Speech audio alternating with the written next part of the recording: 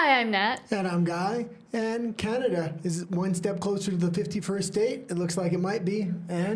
And maybe the new soundtrack from Snow White might be deleting some of the most iconic songs from the original version. Oh, we've been having a little bit of audio issues lately, so you'll see some soundproofing we try to put up in the background. Also, let us know if our levels are off, if one person's quiet, if one person's loud. I've adjusted some things with the microphones. And we're also testing out a new version of subtitles while I find a better way to do subtitling for the English parts. Okay, well, 15 minutes with Nat in Spanish. Así es, vámonos con español por ahora. Como dije, estoy tratando de ver si funciona una nueva versión de subtítulos que estoy intentando. Obviamente no se ven como subtítulos, pero pues a ver si por lo menos ayuda. Y como primera noticia es que previo al 8M, o sea, el Día Internacional de la Mujer, donde siempre hacen sus marchas y sus desastres, colocan vallas metálicas en comercios y monumentos en el centro de la Ciudad de México, donde se lleva a cabo la marcha y donde hemos visto varias veces que pues las mujeres se alocan un poco porque están muy enojadas y es muy importante destruir monumentos, edificios, pintarrajear por todos lados, porque esa es la mejor forma de pues comunicar su mensaje. Y en parte antes hacía un poco de sentido porque pues sí, no les hacían caso y la inseguridad y etcétera, pero ya que lo hicieron una vez y lo continúan haciendo y haciendo y haciendo, tal vez esta vez pensaban que porque ahora tienen una presidente, me niego a decir presidenta, que iba a cambiar todo y que todo iba a ser diferente y que iban a haber más apoyos para las mujeres y que alguien que las entendiera en el mando más alto del país. Pero no, van a volver a vallar todo, van a seguir intentando que no se hagan los estragos que se han hecho antes y los actos vandálicos, como dice aquí, porque es muy difícil limpiarlos y los que lo terminan limpiando en gran mayoría son pues mujeres trabajadoras que tienen que ir ahí al día siguiente a limpiar entre carteles y pintas y pintura y coches rotos, vidrios rotos. Son mujeres que tienen que ir a barrer y limpiar y tratar de quitar la pintura que, según esto, pues ayuda a su causa de alguna forma. Esta noticia la vi hoy y pues al parecer el Universal hizo un recorrido sobre la posible trayectoria que llevará la marcha que va a ser sábado 8 de marzo, como normalmente es, y contra la violencia, la marcha sobre la violencia en contra de la mujer, y documentó que ya estaban empezando a poner vallas por todas partes, y sobre las fachadas, en el Ángel de la Independencia y en el Monumento Cuauhtémoc también. Y dicen que van a buscar evitar actos vandálicos, pero también, pues, si les hacen algo, si las tratan de parar, de hacer todos estos estragos, pues puede que digan, esto es un crimen de odio, aunque podrían seguir diciendo lo que pues, quieran decir, gritando lo que quieran gritar, pero nada más, pues, pórtense un poquito mejor. Hay un video que estaba tratando de encontrar, ya no lo encontré, donde intentan tirar una cosa que explota, molotov, hacia donde estaban las mujeres policías, los elementos de policíacos femeniles, y pues les termina saliendo peor porque acaban todas quemadas. Entonces, nada más es la mejor forma de tratar de impulsar la causa feminista. En mi opinión, no lo creo, no lo sé. Creo que nada más terminan pues viéndose un poco ridículas sin querer y pues todo el mundo termina o enojados o pues riéndose sobre la situación y lo ridículo que se ve todo al final del día. Y justamente por esto, Sheinbaum, la presidente, justifica las vallas en el Palacio Nacional, porque obviamente salieron en su mayoría todas a decir cómo puede ser que ahora con una mujer presidente nos estén tratando de censurar y callar y hacer que no andemos haciendo desastres sobre el reclamo de que se protege más a los monumentos que a la vida de las mujeres.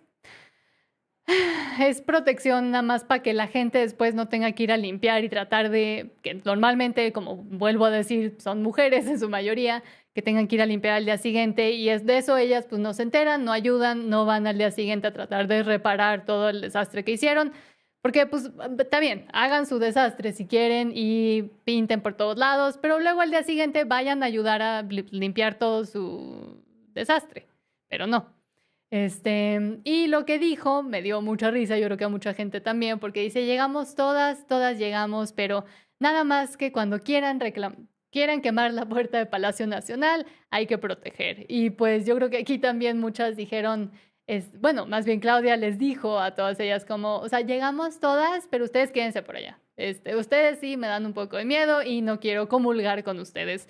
Entonces, mucha gente mujeres que votaron por ella, me interesaría mucho saber qué piensan ahora, que pues está portando igual que cualquier otro hombre en el poder, porque así termina siendo siempre, nada más que con un poco más de emociones que salen a veces.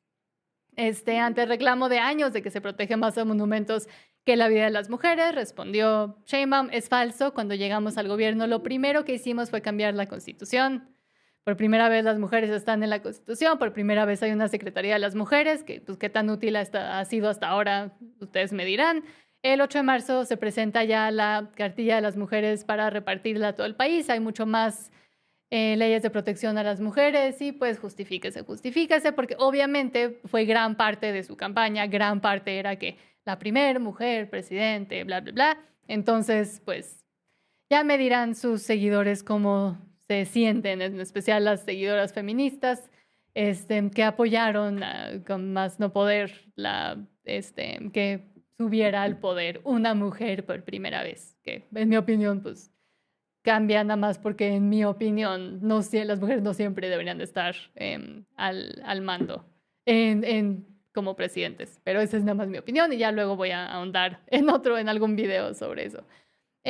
Y por último, no encontré, no me encanta Infobay, pero bueno, fue la única donde encontré hablando algo sobre lo que quiero decir. Y todo lo que se sabe sobre la live action de Blancanieves de Disney, como ya he hablado bastante, en especial sobre la protagonista Rachel Zegler, esta mujer que se cree latina, pero no es latina, no habla mucho ni nada, y poco o nada de español habla. Pero anda que la primera Blancanieves latina, la primera Blancanieves que no es blanca, bla, bla, bla, con esta nueva película, pues en vivo, live action de Blancanieves, o sea, no en animación. Y pues es una de muchas que yo creo que le han fallado a Disney y que nada más siguen intentando y van a continuar fallando porque no es lo mismo. Y además de no ser lo mismo, cambian las historias por completo en esta nueva rendición de Blancanieves. Lo que intentaron hacer fue hacer que fuera una mujer, que su meta no fuera intentar que un príncipe la conquistara y enamorarse, y que eso no es lo más importante, que tiene que luchar por lo que su padre le dijo que tenía que luchar, bla, bla, bla. Pero parece que también ahora no fue la historia y el hecho de que el amor pues ya no existe al parecer en las películas de Disney. Otra cosa que cambiaron y no pude, estuve busqué y no encontré porque lo vi como un reportaje en un video, entonces no puedo poner aquí el video, puedo dejar el link abajo de hecho, pero lo que dijeron es que salió el nuevo soundtrack o la banda sonora, supongo que se diría en español, o el disco que va junto con la película y las canciones de la película, y parece que dentro de la lista de canciones pues no aparecía dos de las canciones más icónicas de Blancanieves y son en las que está hablando sobre el amor y encontrar a su príncipe. Y en español no me acuerdo cómo se llaman las canciones, así que me voy a traducir e inventarme los nombres, pero algún día llegará mi príncipe, que es la que canta cuando está haciendo un pastel, creo que es, o está cocinando algo en la casa de los enanitos. Y la segunda que quitaron fue la de Soñando, Wishing, donde está de donde se saca agua, porque se me están yendo las palabras. Bueno, aquí sí hay muchos pajaritos y está cantando y le responde Si hay alguien ahí en el chat, díganme, por favor, recuérdenme cómo se llama, en el pozo, está sentada en el pozo y el pozo le responde con el eco y etcétera. Pues 2 escenas muy icónicas, 2 canciones muy icónicas que hablan del amor. Y como lo vengo diciendo ya desde hace rato, ya sea en vivos o en videos, pues intentar destruir la noción del amor y la importancia del amor y de encontrar a una pareja que te quiera y que gran parte de tu vida puede ser mejorada al encontrar a alguien que realmente esté ahí para ti y te quiera y te ayuda a construir una vida mejor, que eran la temática de muchas de las películas de Disney, en especial de las princesas, pero ya no se puede ni hablar sobre eso y ahora todas las princesas tienen que depender de sí mismas y ir a luchar solitas contra cualquier monstruo, porque así es como la mujer moderna tiene que existir, sin el apoyo de nadie, sin la ayuda de nadie y sin amor. Todas terminen su vida solas con sus gatos y, como ya lo he dicho en varios videos, pues sin hijos. Entonces, se supone que es una compañía familiar, pero la familia, pues bien, gracias, ¿verdad? No tengo mucho más de qué hablar. Todas las noticias que vamos a hablar en inglés son más obviamente de geopolítica, el ámbito un poco más de Guy que mío, pero pues parece que Canadá se acerca un poco a llegar a ser el estado número 51 de Estados Unidos, porque hay un estado, una provincia en Canadá que siempre se ha querido alejar un poco y que siempre la han tratado como la hermanita fea, y esa es Alberta. Alberta es el mayor productor de petróleo y de gas natural de Canadá, que es uno de los únicos recursos de exportación que tiene Canadá, y siempre como que le han hecho el feo. Digamos que ahí es donde está, es como el Texas de Canadá. Entonces ahí hay mucha gente pues blanca y trabajadora, que pues son a los que más se odian en Canadá, porque son malos y etcétera. Creo que no puedo decir la palabra con R, pero pues los pintan así o como supremacistas de color blanco. Entonces así es como siempre se ha visto Alberta, y desde Ontario, que es donde está la casa del primer ministro, entonces cada vez que alguien se refiere a Ontario están hablando como de la casa, la cuna del poder de Canadá. Siempre le han hecho el feo y le han quitado, por ejemplo, subsidios, le han quitado apoyos que todas las demás provincias reciben, en especial que se terminan yendo hacia Ontario mismo y hacia Quebec. Entonces, mucha gente está especulando que una de las cosas que sí podría pasar, que pasó, como que pasó con Quebec cuando estuvo el movimiento separatista, porque pues ellos todos son franceses y se querían separar de Canadá y básicamente reunirse a Francia, aunque pues, les queda bastante lejos, es que Alberta decida por fin decir ya no aguantamos, ya estamos hartos de que siempre nos estén tratando mal, de que no quieran ayudarnos a exportar pues de los pocos recursos que tiene Canadá y de donde se podría generar más dinero, y pues unirse hacia Estados Unidos y hacer una votación, que una vez más fue lo que pasó con Quebec, aunque ellos terminaron votando por quedarse con Canadá. Está jugando con las tazas y estoy a punto de echarle el agua de la mía encima. No, I didn't say that. Pozo, sí, gracias, Jessica Ramírez. Es que les digo que, bueno, hoy,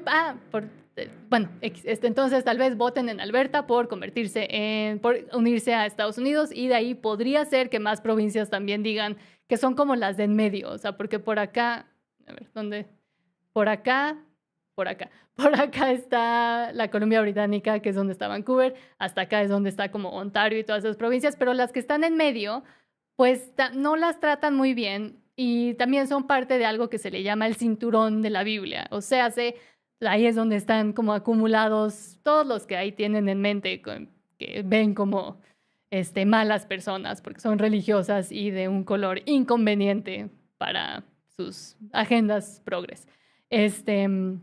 También iba a decir, saqué un video, y por eso también mi cabeza siempre anda como en 5 cosas a la vez, porque hoy por fin terminé de editar un video sobre qué significa la palabra woke. Era un video que me faltaba hacer, porque siempre pues hablo sobre lo woke, pero creo que mucha gente, número 1, no sabe de dónde salió, y número 2, no sabe bien el contexto y todo lo que se abarca cuando se dice la palabra woke, como para explicar situaciones o personas o para describir pues todo lo que está pasando en el mundo y por qué es tan malo y negativo. Entonces trato de explicar eso, obviamente con un poco de humor. Si no lo han visto, vayan a verlo, por favor, porque ahorita como que nadie lo está pelando. Entiendo que la gente probablemente está ocupada, Y el viernes sacaré uno nuevo, que pues tenga que ver otra vez con el feminismo, porque pues ahí se viene el 8M y a ver cómo le va a la Ciudad de México y cuántos monumentos esta vez destruyen y si alguna se digna a pararse ahí al día siguiente a ayudar con las labores de limpieza, aunque eso no debería de ser solo para mujeres. Entonces pues ya veremos cómo reaccionan. Ladra el perro. Pero pues bueno, sí, nada más se quedaron a lo español. Muchísimas gracias y buenas noches. Y gracias por seguir apoyando el canal y a Guy y a mí. Y voy a dejar los subtítulos. Sé que no se ven como subtítulos, sé que a veces puede que no abarque todo lo que estamos diciendo, pero pues se hace el intento, ¿no? Entonces díganme si funciona.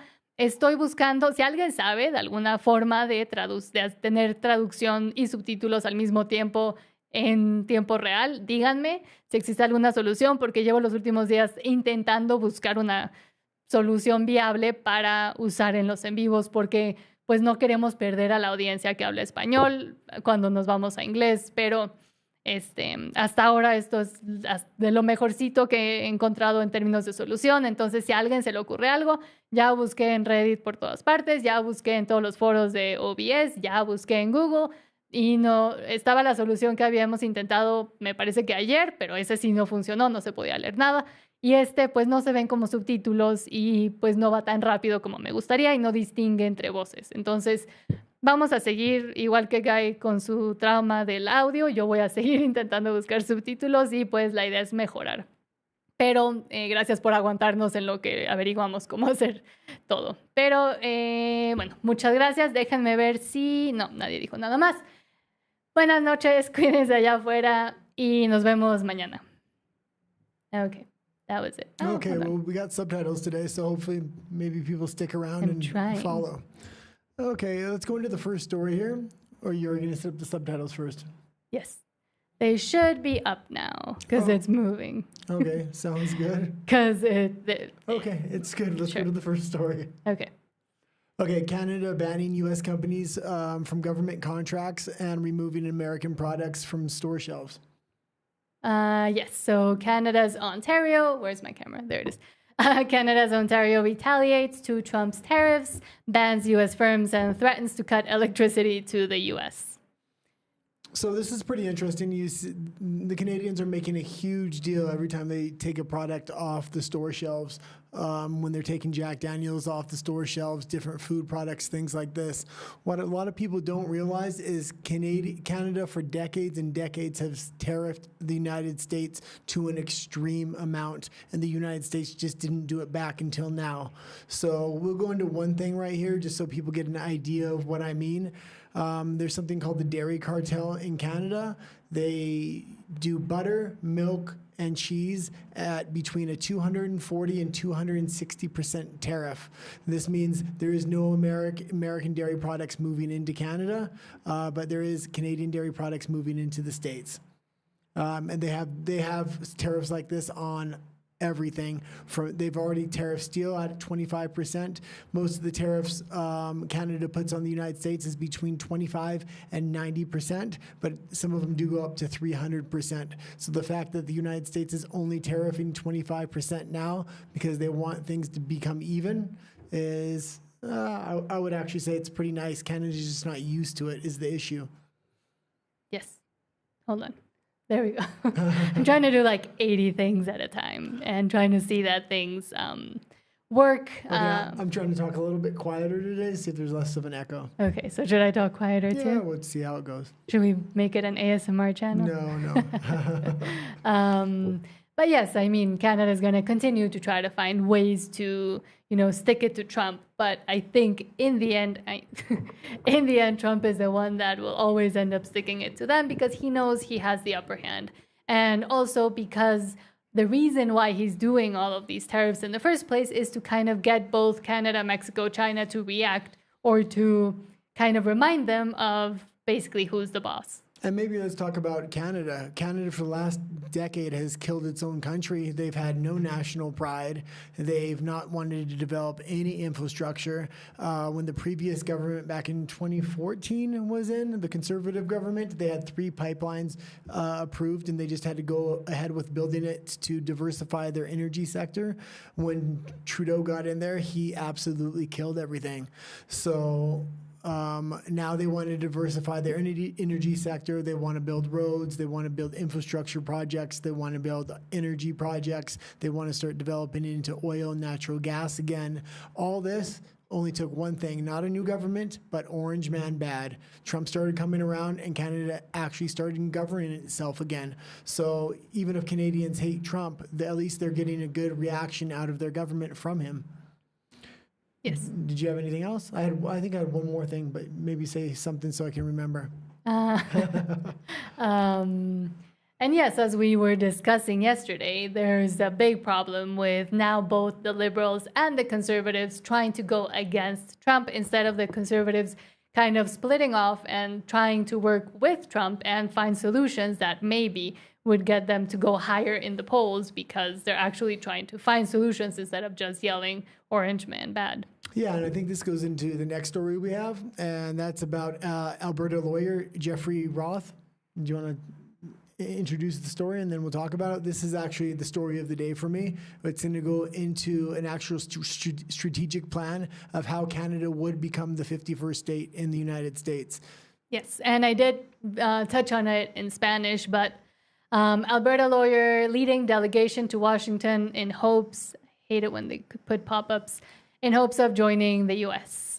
With Poilievre, we're really just looking at more of the same. And as I was saying, this is a sentiment that I think a lot of at least conservative Canadians are having about Pierre Poilievre, who is the leader of the Conservative Party and who would be in the running for elections, in the elections as like whoever Justin Trudeau picks for leader of the Liberal Party to be prime minister, and people are just fed up with all of this. Well, I think the people and the populist movement in Canada is really trying to push Pierre Poilievre in the right direction. The thing is, I just don't know if he's listening. When Trump was in office in his first term, he did make some really bad decisions, but he did listen to the base, and he was able to self-correct, which was very, very good. But as far as this Alberta story, I'll kind of reintroduce it here. The Alberta lawyer Jeffrey Roth says he's sending a delegate.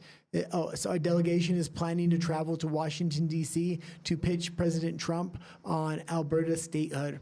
So this is very interesting because Alberta represents one state in Canada, and it's been severely mistreated for decades now. And the Albertan people are absolutely fed up with it. How Canada works is the majority of the population live in either Quebec or Ottawa, and that's where the federal government is. So the federal government takes all of the energy sector resources and profits from Alberta and redistributes it into Quebec and Ontario, which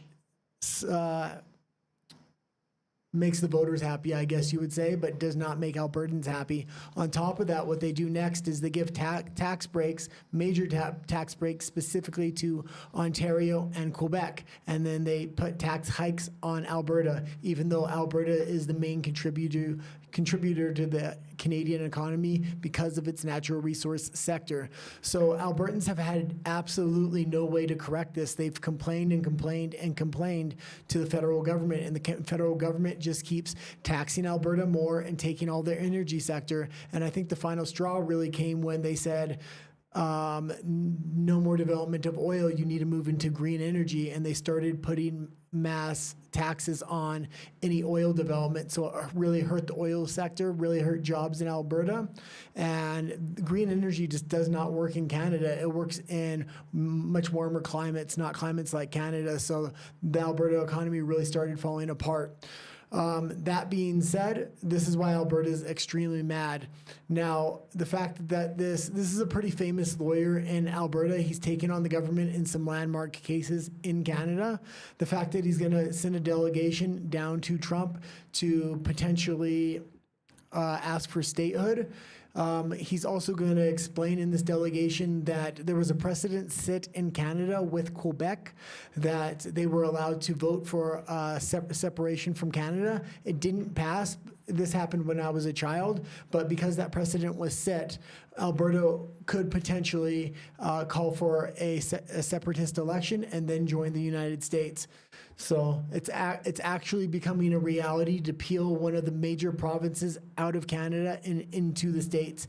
If that happens, you're going to see other provinces want to peel off, like Saskatchewan and things like this, because Alberta really represents a financial blue-collar center of Canada. And without Alberta, Canada would go into a depression almost instantly, I would think.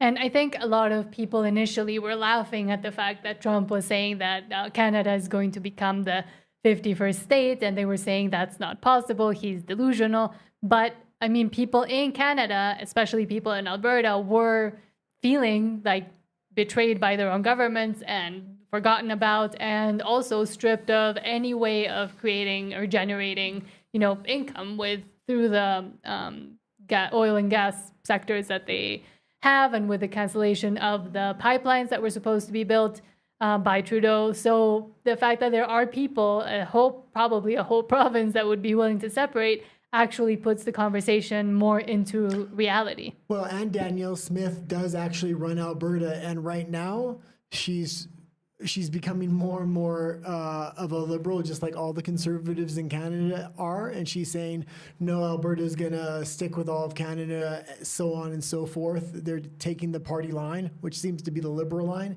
even though she's conservative. But there was an interview maybe 4 years ago I was watching today, and she was actually reiterating the exact sentiment Jeffrey Roth said, which is the majority of their trade is with the U.S. They have much more in common with Texas and the central U.S. than they do Canada. She wanted to kind of pressure Canada into treating Alberta right through threatening the separation movement.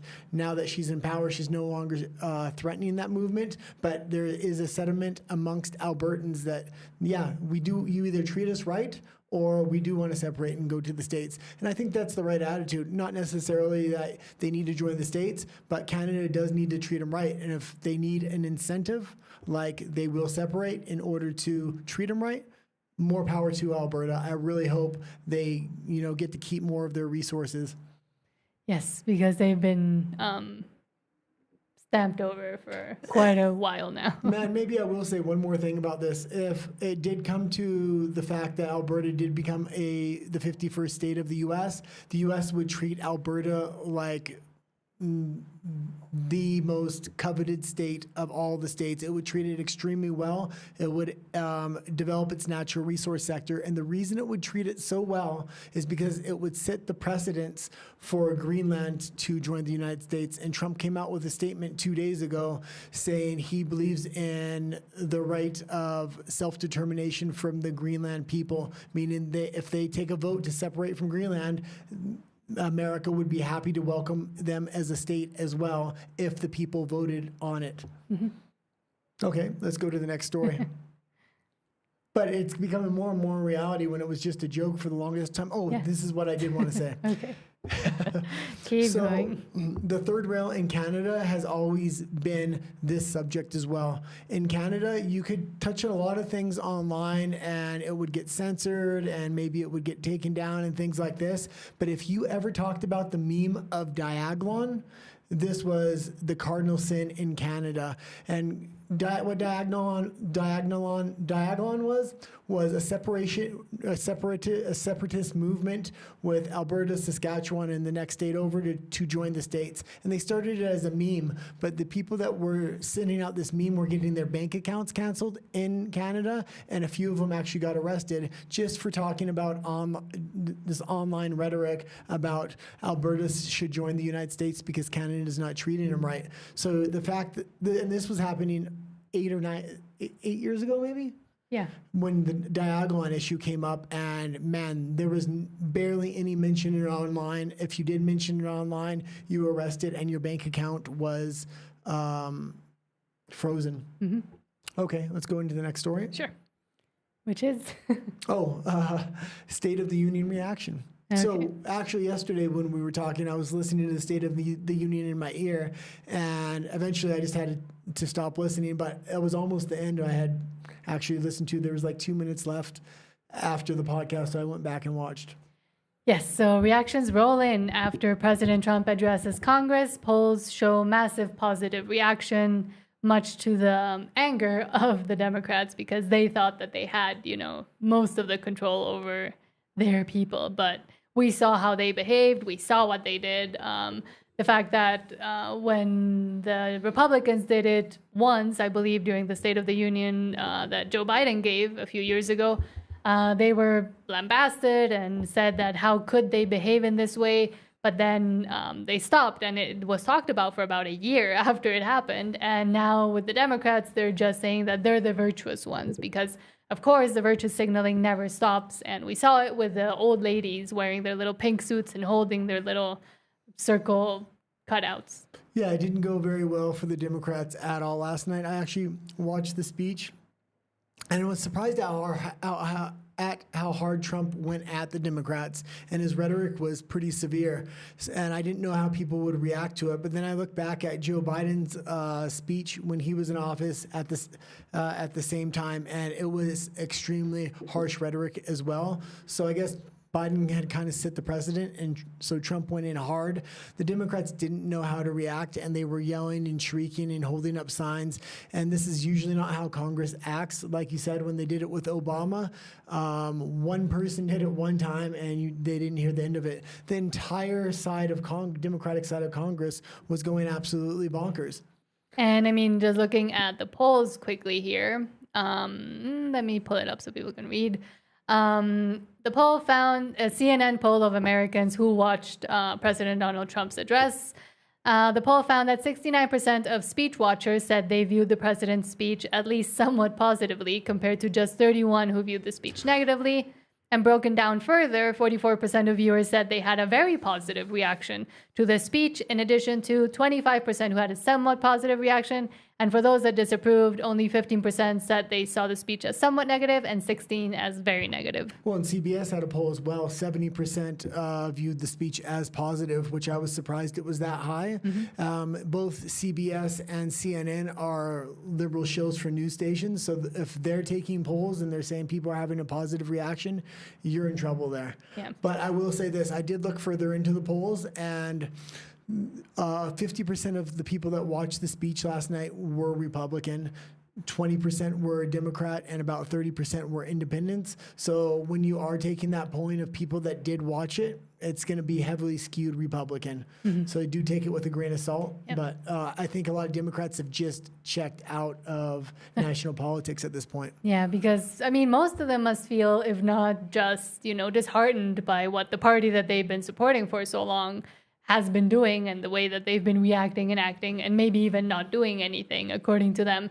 We also saw a lot of protests outside of Washington, D.C. that continue to be there, people saying that they want to stay there throughout the whole of Trump's term because they need to defend democracy or whatever. And while saying that Trump is a fascist dictator, and yet they still think in their heads that they can stay there and protest and that they will have free speech. If he was a fascist dictator, they would have been removed within the hour. So the fact that they're so delusional to continue to call him these kinds of names, even though he's proving basically the exact opposite, is ridiculous. Well, a lot of people used to be Democrat, including myself, because they were anti-war and they were pro-free speech. Those ideals don't even exist in the Democratic Party anymore. They don't want free speech. They want censorship. Mm-hmm. And they seem to be the party of war now. Whether it's a war in Israel, war in Ukraine, war against China, war against Iran, they just want war. And I mean, that's... I forgot what I was going to say. Well, I would say that the Republican Party now represents those ideals, and you see Donald Trump trying to make peace deals. Even with China, he's dramatically de-escalated the situation. It really seemed like with Biden, you almost had a war in Iran, almost had a war in China. You did have a war in Israel, and you had a war in Ukraine. And there was also multiple other conflicts that the U.S. was engaged in Africa and other Middle Eastern countries. So, I mean... the party, the anti-war party now is the Republican Party, and Donald Trump had no conflicts in his first term, and he's currently trying to pull out of all the wars Biden started. So, okay, let's go into the next story. Yes. Do you got it? No. Do you want me to say it, or I don't have the list. So you yes. don't have a list? No. Okay. The Wall Street Journal claims BlackRock is dropping DEI. Now, I don't believe them, and I don't trust them. BlackRock has dropped out of climate groups and eliminated diversity targets as it tries to put ESG controversy behind it. So if you don't know what BlackRock is, it's one of the largest investment firms. It controls a lot of the money in the U.S., a lot of the retirement funds, a lot of the state funds. So it controls trillions of dollars. Yes. And they said they're getting out of DEI. I wouldn't believe it. It's kind of like when Disney says they're getting out. All their public-facing DEI policies and ESG policies, they'll kind of get rid of. But behind the scenes, they want to try to keep them in somewhat. So if the next administration is a Democratic one, they can bring them right back. Yeah, they were just changing the names of the things, like changing DEI to bridge or brakes. They've changed it a bunch of times. But the people are still there. A lot of them haven't really cleaned house. Some companies have. But, I mean, they're still attached to this, largest investment firm, which is BlackRock. The biggest companies are all have at least some of their assets under management with BlackRock and with all the other ones as well, which are now blanking my mind. But there is something else that kind of tells them where to go and what to do. And in a lot of cases, it is these gigantic financial firms. Yeah, they're these giant private financial firms are actually controlling the private sector, where the government's trying to influence the public sector. So this is how you're kind of getting fascism. What fascism is when the public and private sector kind of merge with a similar goal. So let's just talk about this real quick. Most people know what DEI is. It's diversity, equity, and inclusion. And that's what people see when they go apply for jobs and things like this. And that's why people are really aware of what DEI is. A lot of people aren't as aware of what ESG is, and that's environmental social governance. And this is how you would get loans and things like this, and investment would be put into companies. You would be rated on these categories of environmental, of social justice, and of governance. So this was a way for the private sector to really control the values of these companies, I would say. And how these companies behave and what they prioritize and what they put up front. And also this ends up affecting not just the company itself, but the customers and at large, the culture. And you did make a video on ESG at one point. Oh, yes. Yeah, so if you want to know more but in English ESG, only. I have to do it in Spanish. But it's a very complicated subject, and it has a lot to do with economics and things like this, but it was very effective when it was implemented, and that's why you've seen the rise of DEI. Hopefully all this stuff is going away, but it's going to take a few years, I think. Yeah. Okay, the next story was the Oscars story. The Oscars story. Oscars played some... Hold on. Okay. I don't have it. Okay, so the Oscars played Someday My Prince Will Come as Rachel Zegler and Gal Gadot walked out to present. Yes, and I couldn't find an article about this or something to show up on screen, but I did speak about it in Spanish because it connects to another story that is also just video-based as of now, because again, I couldn't find an article about it, But before you go into it, explain why there's a controversy there with them playing that song. Do you know the controversy? Well, I believe it's because the new Snow White movie goes completely against the notion of romantic love. So Rachel Zegler came out and said that the original Snow White story was dated and the prince was basically a stalker, and they took that part out, and now she's a strong, independent woman, really leaned heavily into feminism. This is what had the backlash come off on her, and she continued to double and triple down on that. So when she walked out with Gal Gadot, they played Someday My Prince Will Come, which is not even on the soundtrack of Snow White. Yes, that was the other controversy I spoke about, that the soundtrack list came out for the new Snow White movie, and it's missing "Someday My Prince Will Come" and wishing on a, no, it's not wishing on a star, but it's wishing. She's singing on a wishing well, and the well echoes back to her. Two very iconic scenes, two very iconic songs that tell the story of Snow White and her motivations, and the fact that she's excited to find love and excited to find a prince that will come build a life with her, which is what the whole damn movie is about. But now it's been completely removed and replaced with a new song, which I don't even remember the name of, but about empowerment and how her father told her that she would be this great leader and her whole purpose in life is to save the kingdom all by herself without needing a prince, which in reality, number one, doesn't make sense, even though it's a fairy tale. But in reality, it doesn't make sense and completely removes the whole purpose and the actual fairy tale of Snow White. Yeah, it was quite embarrassing for Rachel Zegler. I mean, she was supposed to be Snow White and Gal Gadot was supposed to be the evil queen. But when they walked on stage, Rachel Zegler looked like the troll next to the supermodel. Yeah. So it just, man. Like a troll or a child? Yeah, one of the two. Or a troll child, I guess you can call it. Okay, let's go into the next one. And this one was actually a pretty big story. And it's... okay. Well, there's one that could connect to the Snow White Disney story because there was going to be an animated series all about Tiana based upon partly the new ride that they decided to open by getting rid of one that they deemed was too controversial because it was from the time when people of color were pretty mistreated, which was Splash Mountain. It's based upon, according to them, an RACIST storyline. Well, they're taking a lot of water rides at Disneyland and Disney World as well. Yeah, but that's not the point of the story. The point of the story is... Thank you. That's not the point. Is that this whole animated series was supposed to come out on Disney Plus, and it was mostly done at the Vancouver animation studios that they had opened secretly, where they did Moana as well. And now it's being pulled and canceled in an alleged attempt to push out unfavorable Jennifer Lee hires. Jennifer Lee is the easiest way to know who she is she's the one that created Frozen. So this storyline about two sisters that are empowered, and they're both queens, and they're both great.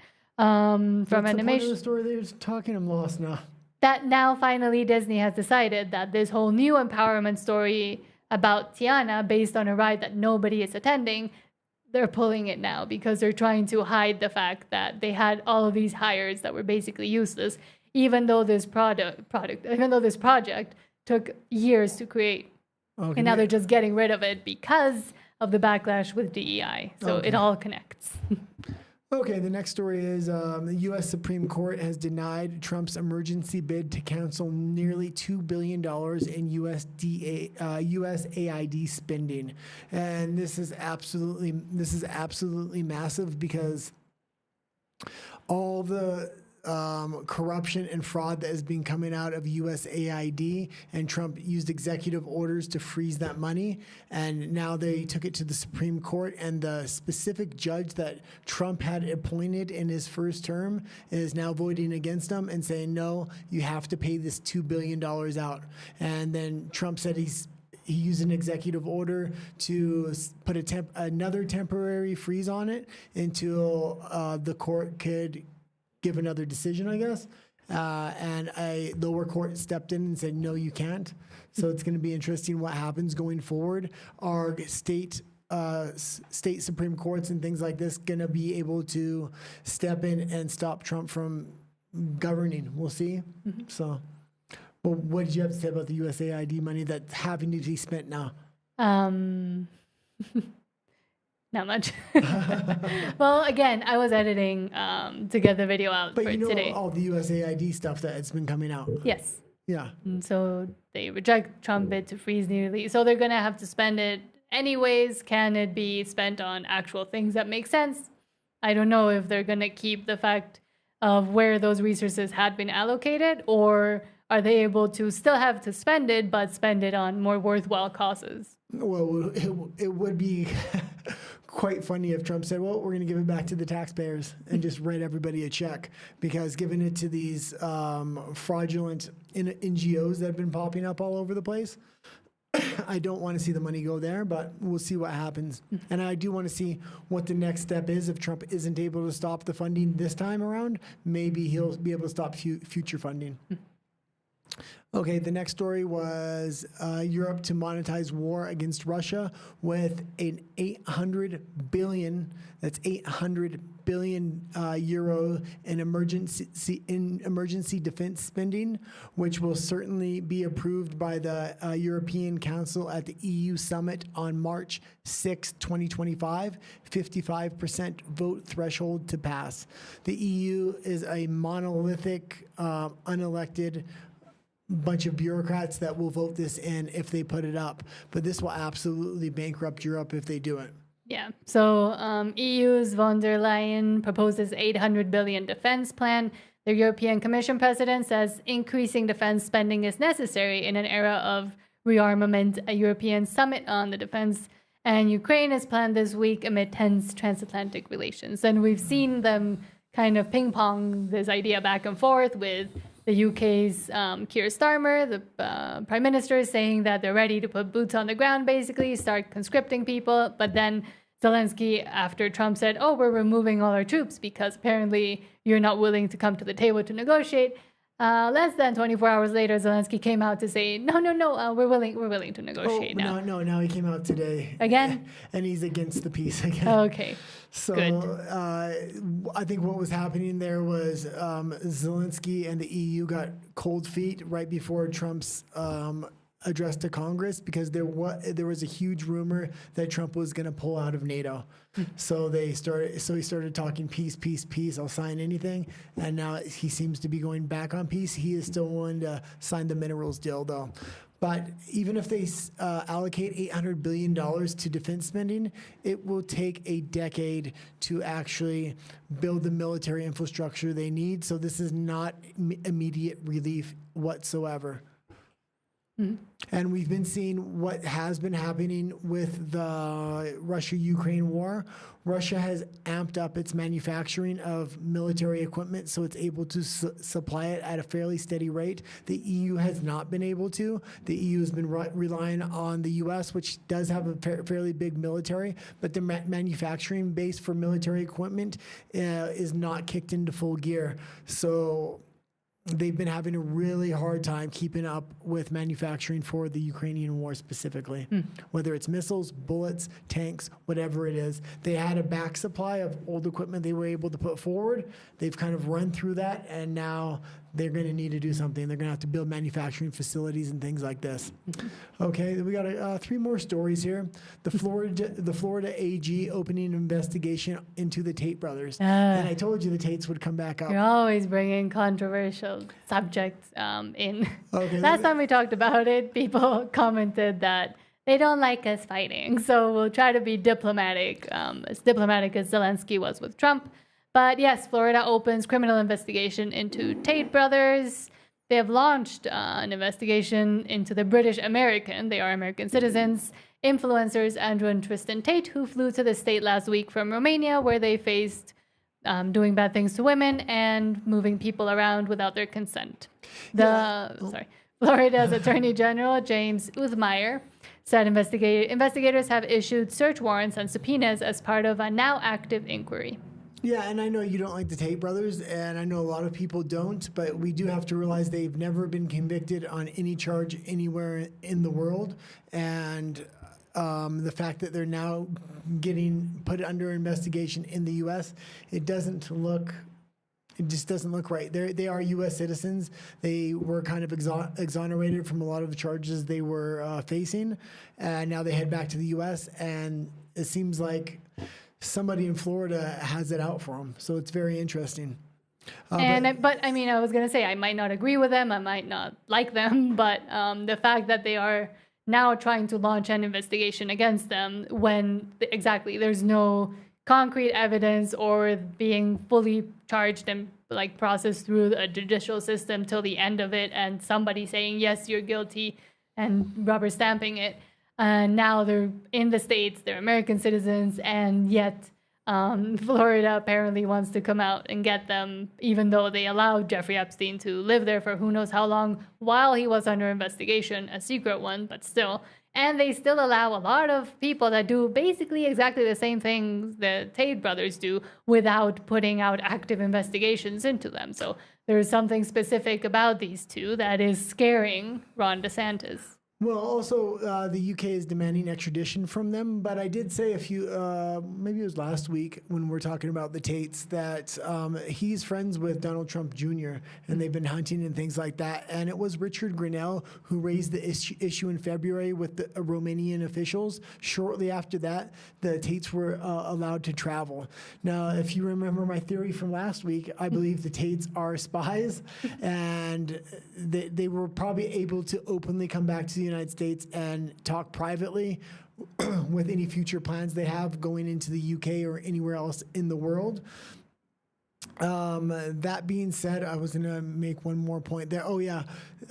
Tate put out a tweet saying, well, he's only in Miami for vacation for 2 weeks and he's going to be heading back to Romania. So that also indicates to me that maybe they did want to have private conversations and make a plan going forward. They didn't want to do it over telecommunications or anything like that. So for me, it does lead in more to my theory that he is a spy. His father was a spy. That had been confirmed. He was a very famous spy for the United States. So we'll see going forward what happens, but I would expect Tate to pop up in the UK in a very political situation, really pushing for a populist candidate over there.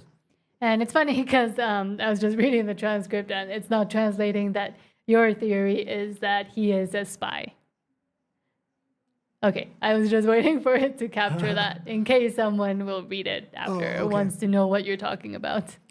Okay, well, let's go into the next one. The Supreme Court says Trump has... Oh, did I write that twice? Yes. Oh, yeah, I did write that twice. Okay, the last one was Italian PM Giorgia Meloni. Yes, so Italy's Prime Minister, Giorgia Meloni, torn between supporting Ukraine and pleasing Donald Trump. She came out as a very controversial figure, female Prime Minister, President probably coming to be very conservative, and then she backed out of some of those conservative positions, but then she's moving forward with them. She's kind of very up in the air what she actually fully thinks. So, I mean, she's done some good things. She has proven that she values, family, and things like surrogacy are now not fully allowed in Italy, which is a good thing. But yeah, I do. What's your story? I really do like Giorgia Meloni, and when she first came out, she represented all the ideals I wanted to see from European leadership. I know the Hungarian president in Europe also represents those ideals. The issue you have with anybody that comes up like a Giorgia Meloni, they're under EU rule and the EU banking system, so they kind of got Italy by the balls. So she had to play ball with them, and she had to, play nice with a bunch of these globalists, and that really built a lot of mistrust into her. So it's somebody you have to really keep an eye on. What side is she really playing there? She does have good rhetoric, but the Canadian potential Prime Minister Pierre Poilievre had good rhetoric for a long time as well. So you really got to watch this new breed of potential globalists. They're going to try to swivel their way into the conservative movement. But overall, I do trust Giorgia Meloni more than at least other figures in the European Union. And I guess that's it for today. Yes. I've been seeing and watching, as Guy mentioned, we are trying to figure out the sound. We are trying to figure out the subtitles. Again, we're still kind of new to the whole live streaming part of YouTube. So there will be mistakes. I've been monitoring the sound levels, and I think they were pretty low. So tomorrow we'll try to make them loud again. But if you couldn't hear, sorry. Okay. At least you could maybe read it on the subtitles. Yeah. And there was something else I wanted to say, but yeah, sorry if the sound wasn't good today. We're dealing with some issues. This room has a lot of echo in it, so we're trying to cut down the echo. We don't want to move back to our original set, which is on the other side of the room, because we like it to be a little bit more bright, but we might have to. No. I'm not moving back to the dark wall. Okay. of sadness. And that's it for But today. yes, thank you. I never say it, and I hate to say it, but please like it, subscribe, share it. It really does help. And watch the video I made about explaining what woke means and why it's important to know what it means when using it in conversation. Yeah, a lot of people say the word woke, but they don't know what it means and they don't know the actual history. So she goes into a full definition as well as an in-depth history of how wokeism emerged. So yeah, that's up on the channel, and hope you have a good night. And that's it. Adios. See you tomorrow.